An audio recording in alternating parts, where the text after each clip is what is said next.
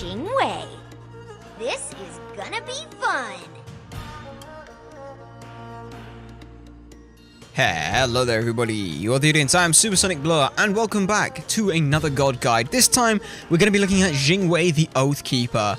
Very, very fun, late game, hyper carry style of hunter. Really, really fun, and is sitting in a really nice spot right now in the current meta. Talk to someone like Ataraxia, talk to someone like Zapman, they've been in love with Jing Wei pretty much since he came out.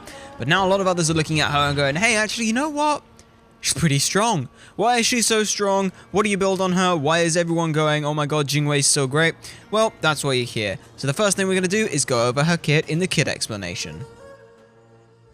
Okay then, so the big thing about Jing Wei that people seem to love so much on her, and with good reason, is her passive, Rapid Reincarnation. When exiting the fountain, Jing Wei prepares for takeoff and then ascends into the sky, allowing her to fly over obstacles at an increased speed with CC immunity. Jing Wei can decline to fly by cancelling the ability on her way out of the fountain, or using an ability, or I think jumping, counts as well. I'm not sure whether it works in this arena, but will it work? No, it won't work in this arena because this arena is all considered a fountain.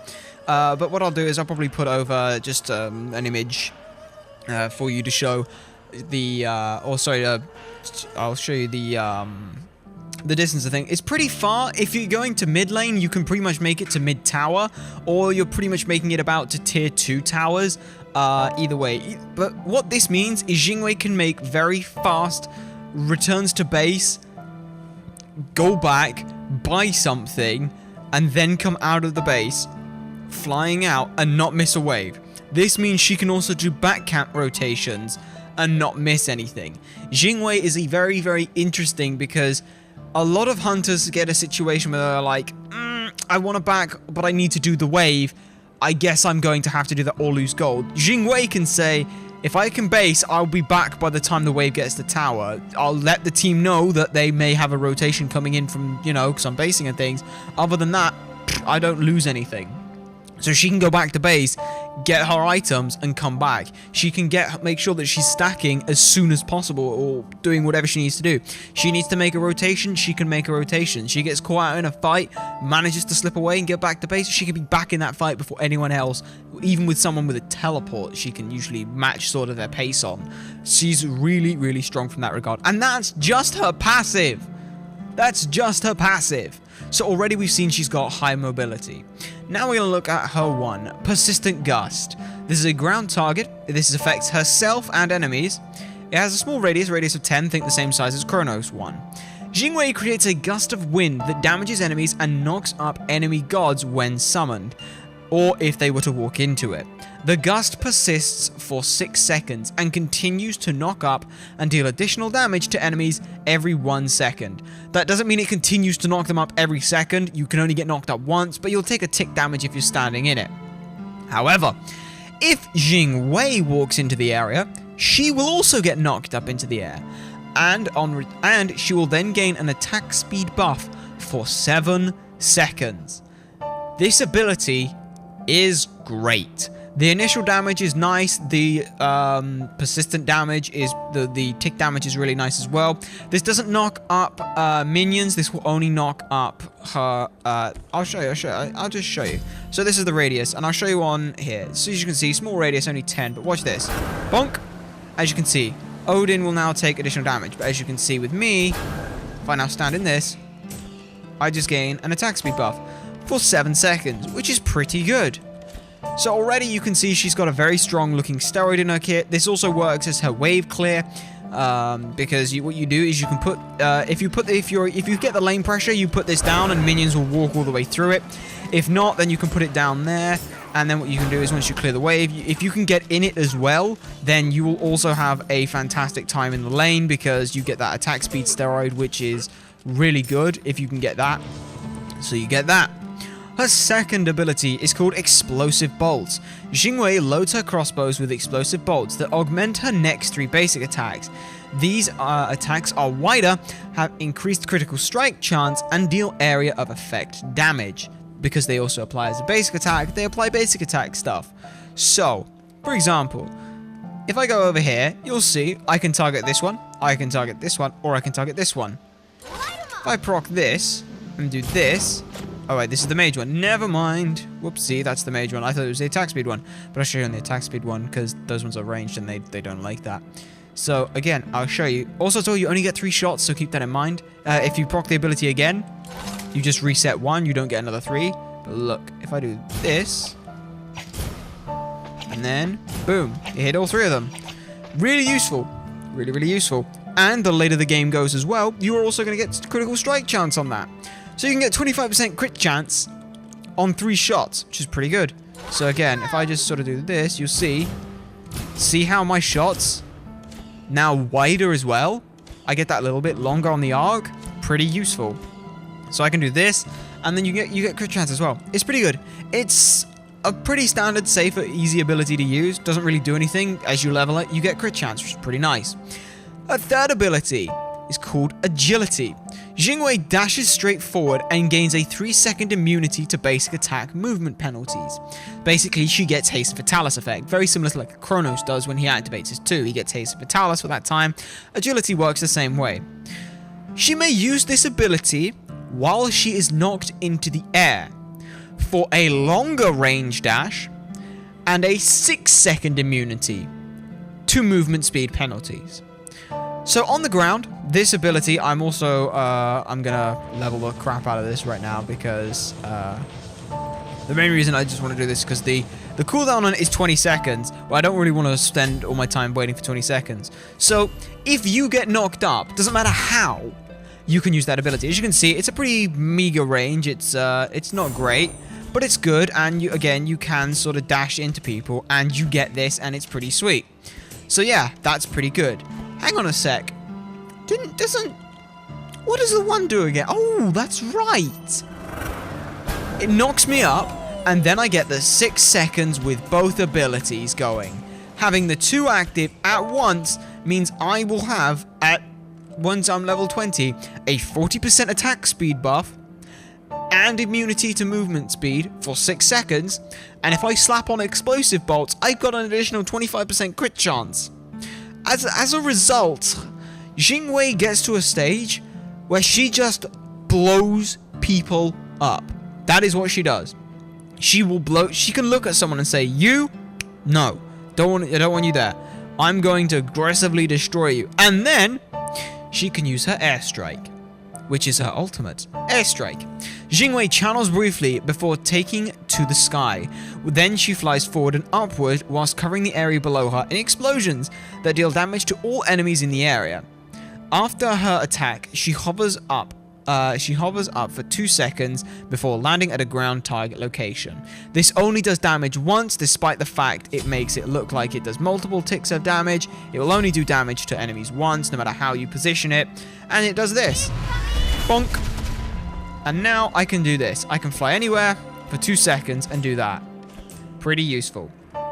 That can go over walls. That can go everywhere. So what this means is Jing Wei can all-in someone. She can do this, all-in someone, get her explosive bolts going, get some crits on there, chase someone down, chase another player down if she can, because she's still a hunter. She's got high basic attack power and all that kind of stuff. So that's pretty strong. Then, after that, she can ult. Or she can start a fight by ulting someone. She'll ult in. She'll do a fairly good chunk of damage to people. She'll then land down, be able to start basic attacking them. If she needs to get out of dodge, she can get out of dodge, which is pretty important. This god is nuts. Absolutely nuts. She's great. She's so much fun as well. She loves boxing, especially late. Once you hit the late game, she loves boxing. Like, oh my god, this girl will box anyone. It doesn't matter, she'll box them. She'll box them, and then, if she needs to, she'll go back to base and then be back in the fight in 5 seconds because of her passive. She's great. Now that we've gone over a kit though, ladies and gentlemen, let's go over a build for her. Okay then, so, Jing Wei. The first thing you've got to look at and ask yourself is she a Transcendence user, or is she more likely to try and sustain and box with things like Devourers? In this case, let me just check as well, because I don't remember her scalings all too well. So her scaling on her 1, is pretty good. It's 90%, and then what is that, like 10%? No, not even 10%. It's like 5% tick on there. And Airstrike has 100%. Her 2 and her 3 don't have anything, and for these 2 alone, it's kinda not worth it. You can do it. I'm not saying that it's bad to do. She can be a bit mana intensive, but with proper mana management, you should be okay, and you should be able to use Death Toll to be able to sustain you up fairly well. So instead of this, we're going to go for Death Toll. Now, you have 3 options here. Yes, 3. If you want to box a lot, if you really, really want to box, you can start with Short Bow, and then you can get 1 of each potion. This will enable you to get a 1,100 gold back early, get out there, get back into lane with your passive, and have Ickfall, which is great. This build, this pathway offers you a lot. This means that you get a very high amount of boxing potential early. It's pretty damn good. If you are going against, if you feel confident and you're going to say, I can box and I can poke out a lot. The safest option is also the one with the highest sustain, and that is going for a Spiked Gauntlet. 7% lifesteal, plus as well, coming in Death Toll as well, giving you 6 health and 2 mana, is very, very strong. You then have the Devourer's Gauntlet back, and, you know, you start stacking that, which you can start stacking up early. The other option you can go for is you can go for a Warrior Tabby. Or you can go for, Boots 1. And honestly, I actually prefer Ninja Tabby on her. And that's mostly just because in the late stages of the game, it's mathematically proven Ninja Tabby are just a DPS increase, unless you're on gods, or on gods that really just want the additional power. So for example, you could run it on a Chiron mid, doing that kind of stuff. Izanami mid, you could run it on that kind of stuff. You could also run it on Neath, of course, the predominantly warrior-esque style hunter, so you can all do that kind of thing. This again will enable you have a fairly low cost back, and once you've got it, I would probably recommend going for the Warrior Tabby, because the option that you can do if you're going to go into Boots is you'll usually then go into Ickfall, and then you'll go into Asi. These 3 items give you a good chunk of power. Yes, I know, I'll remain idle. They give you a fairly good attack speed and a high boxing potential. This is the I want to box and fight early build. This is the build that you use if you want to apply a lot of pressure onto an enemy team. We've seen Apollo in SPL. We had, I can't remember which team it was. I want to say it was Cyclone GG. I think it was anyway. No, it wasn't them. It was Fantastique, I think. I don't know. I can't remember exactly which one it was. But either way, you basically just had an Apollo who sat there with these 3 items and then had like a Titan's Bane. They're really cheap, really good effective items, and it meant that they were able to snowball the game because you can get these items so cheap, and then you have that regard. If you want to play it a little bit safer though, like I said, this kind of build is very much if you are working with a team comp and you can see that you're going to be able to put a lot of pressure onto the map and you're going to be able to take stuff. This is your I want to be able to take objectives and things like that and box if I need to. Because you have such low cost stuff, it's great. So the next thing you'd get is like a Titan's Bane, and then you can just get more pen if you want, or you can get like an Oboe or whatever you want. It doesn't really matter. You could even get Kins in there as well. It really doesn't matter. The build, though, that I like running, though, is the Devos. Devos, to me, it's on a high amount of sustain, a good chunk of power as well, so you don't have to worry too much about that. Then after you've got those, get yourself your Ninja Tabby. Ninja Tabby, really nice. I like Ninja Tabby how they are. You get a little bit of mana, which, again, as I said, some people feel that Jing Wei can be a little mana intensive, so get yourself some additional mana. You know, it's not bad. Get yourself attack speed, freaking great. Get yourself power, pretty good, you know, coupling in with Devos, it's all fine. Next thing you're going to want to get is that Ickfall. Ickfall just lets you box your tits off. It's great. Absolutely love it. This core here is absolutely great. It's a little bit more expensive than the Warrior Tabby, Ickfall, Asi, but it does just as much. In fact, it will actually out-sustain and out-trade a Warrior Tabby, Ickfall, Asi. because you have more lifesteal on them. Unless they go into the passive point, and it's Vasi, so you can out-trade someone with that build. Yeah, it will take you a little bit longer to get, but if you can keep on the same level with them, you will out-trade them, which is pretty nice. Next up, get yourself Executioner. Yeah. Get Executioner. There's no point not getting Executioner, so get Executioner. It's a nice chunk of attack speed. Now, this is where things start playing to how you like to play. Kins is still freaking great. Kins is amazing. Kins is constant, always damage. So, as a result, Kins is fine. There's no reason not to get Kins. However, it does push your attack speed fairly high. Once you've got that, you can then sell your Death's Toll. You'll probably sell it a little bit earlier. And I like running a Wind Demon, because Wind Demon has really nice, it's a nice passive, nice power, good crit chance, and with your 2 it's 45%. So I like running that. Then you can then sell Ikaival and get yourself another crit item. Mathematically, the best crit item that you can look for here is Malice. You can, it depends what you want to do. If you want to just crit lots and lots and lots, and just constantly crit, Rage. If you want the highest DPS, it's Malice, based off of getting crits, if I remember correctly. So that's fine. I personally like running Wind Demon Malice, because if on the off chance, you know, what this means is you can invest a little bit less time in someone, knowing that you can have Malice ticks on them and be like, I know they're going to die, there's nothing they can do to save themselves, I can move on to another target, which could save you another basic attack, which lets you put that into someone else, which is fun. Like I said, it's entirely up to you. I've seen people build Rage through it as well. It's entirely up to you. It really doesn't matter. The other option that I like going for, oops, that just sold everything. That was not what I wanted to do. So yeah, we got to there, we got to there. The other thing that I like to do is I then actually like to run my crit now. I like to get my next, I like to run crit here and not get Kins. I like to go, I just typed in Kins, I meant to type in Wind Demon. So I get Wind Demon, I can then sell this and get Malice. And I actually like to keep the short bow, the Ikaival. I really like Ikaival. It's good, it's high boxing. If you want to trade it out even further into the late game, then you could even go for another crit item if you wanted. You could run Rage as well, if you felt like it. You could run Poison Star if you felt like being disgusting. It's entirely up to you. Or you could even run, like, I don't know, you can go for Odibo.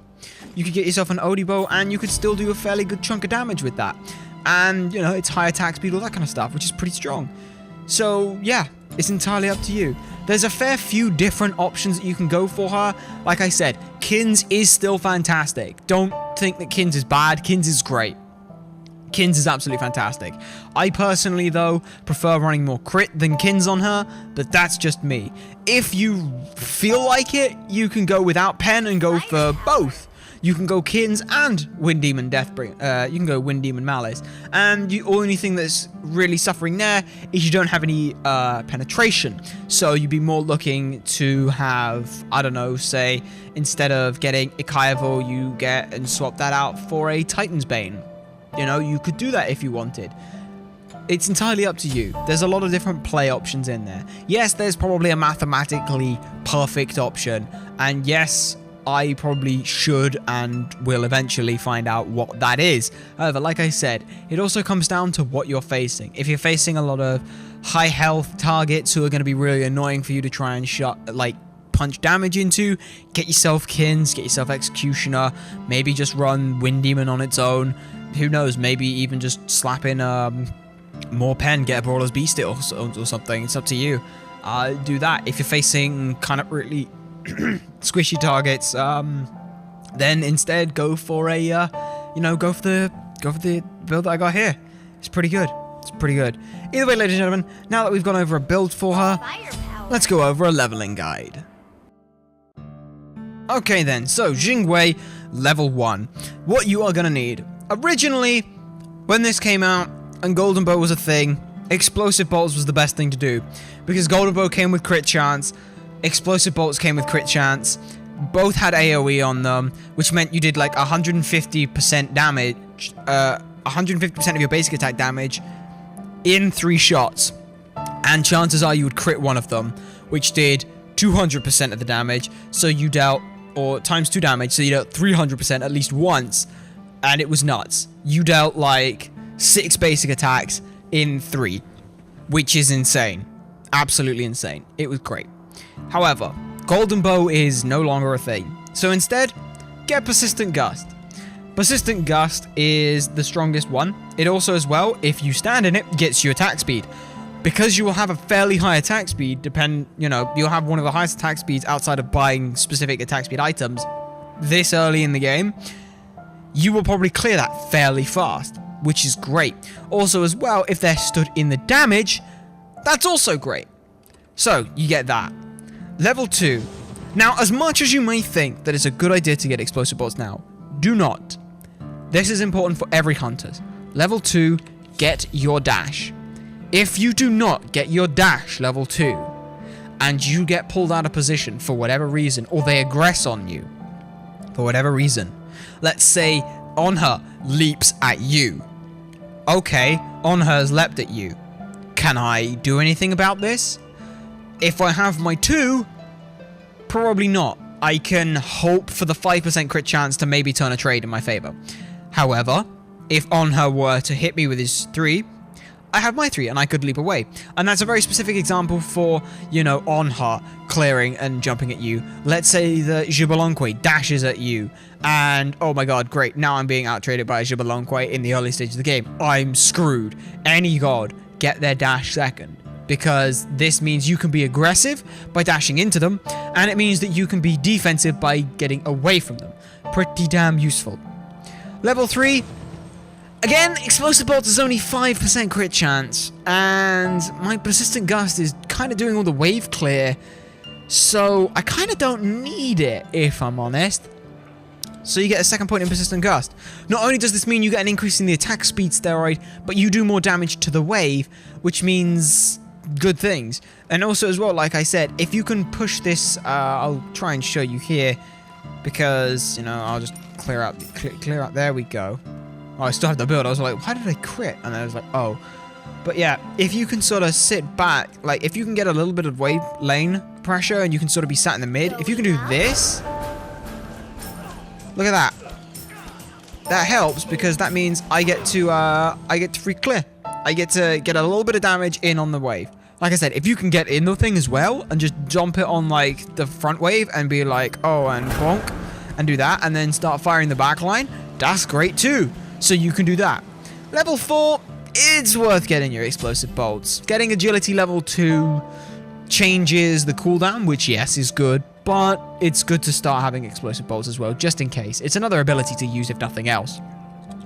Level 5, well, obviously get the airstrike, unless you're playing in the solo lane and you feel like you'd be better off getting Persistent Gust, but at the same time, if you hit level 5 first, you may be able to all in with the ultimate as well, though it doesn't necessarily do that much damage. It's, either way, that's another story. We're on about ADC here. So yeah, you get your airstrike.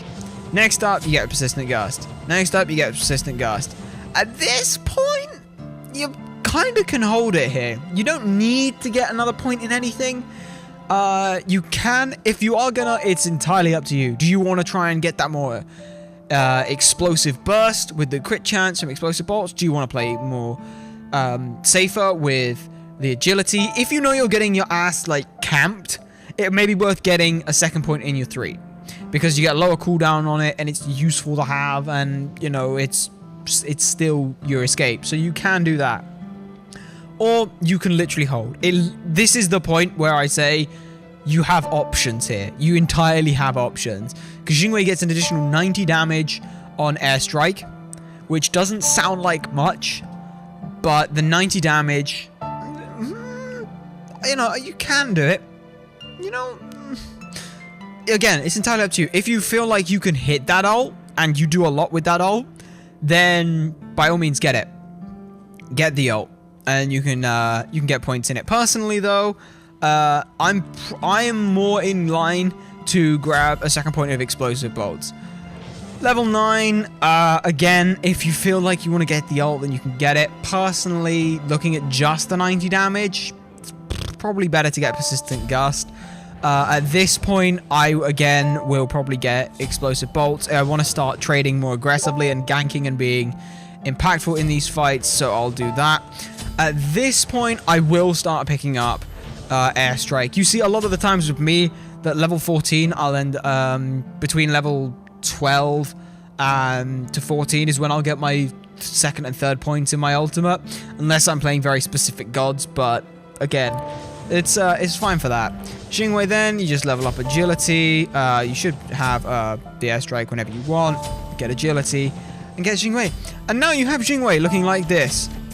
So as you can see, not only does she have fairly high basic attack damage, but as well she can crit fairly hard, so that's pretty good. Also as well, now let's do this. Also as well, really important, if you jump back in, you reset the cooldown on your persistent gust. So you can aim that, and because it lasts for 6 seconds, you effectively can sort of jump in it, have it for like 4 seconds and jump in it again. So you can go like this, go along, and then jump in it again, and do it again, which is pretty good. And as you can see, Jing Wei, really strong. She's fantastic late game.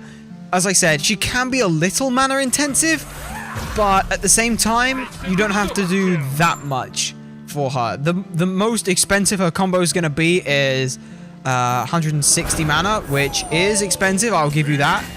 But it lasts for 7 seconds, and then if you need to, you can use your basic attacks to, you know, do what basic attacks do, and you can blow people up, and you blow people up pretty hard, as you can see.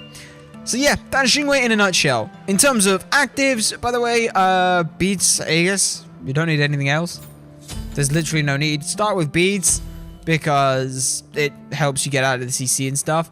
Remember as well, if you get knocked up, say a Barkos flops on you, on her jumps on you, a Wheelish knocks you up and doesn't have her ultimate, really important, and she knocks you up and doesn't have her ultimate, bonk, you can fly out of it. In fact, actually, you could turn dash into them and then use the increased mobility that you have from basic attacks and potentially turn it on them. Like, it'll hurt a lot. But yeah, that's Jing Wei in a nutshell. I hope you guys have enjoyed this. Let me know what you guys think of the build. Let me know which of the options you think best for it. I'll quickly go over the 3 options again that you have. If I sell that, I'll just sell them all, because it was all worth selling anyway. The first option that you have is Death Toll Boots Ikvo Asi. I will get it. I'll get it eventually. I'll get there. I wish there was a sell all option in this mode and this mode only. So you get that. So you get Death Toll into Boots, into this, into this. The next thing you'll build is a Titan's Bane. Get yourself a little bit more pen. After this, you could even pick up a... you could then look to go for the kin size, and then after this, whatever you feel like, really, you could slap on a little bit of crit. You could... this build is the kind of fairly cost-effective items for this kind of stuff. Fairly high penetration, really strong for boxing. Like I said, really high boxing potential for stuff. And the damage that you do with your crit isn't bad, and the kins is always going to be there as well. That's the first option that you have. After that, you've also got... I never did finish the Death Toll into RC build, so I'll go over that. You get Death Toll into RC, you then get your Ninja Tabi Boots. After this, you can look at Asai if you want. You can look at Devos if you want. Again, it's up to you entirely. And you build pretty much the same thing as I did. You just change up the build order a little bit. Once you get that, I then slap, because you have a fairly good amount of pen, I then actually look at Wind Demon now at this point, because that's pretty good pen. After you get that, you then look at Executioner, and then finally you'd look at getting your Malice. You have a little bit more attack speed, a little bit more pen. You just don't have as much sustain in this build. So yeah, those are sort of your big 3 options for you. Let me know what you guys think. Let me know which one you like most. Let me know the success that you've had, and let me know if there's anything I missed out. Either way, ladies and gentlemen, I have been SuperSonicBlur. Remember to like, comment, subscribe, and favorite for more, and to share this stuff so people know that it exists. You guys have been a fantastic audience, and I shall see you all next time.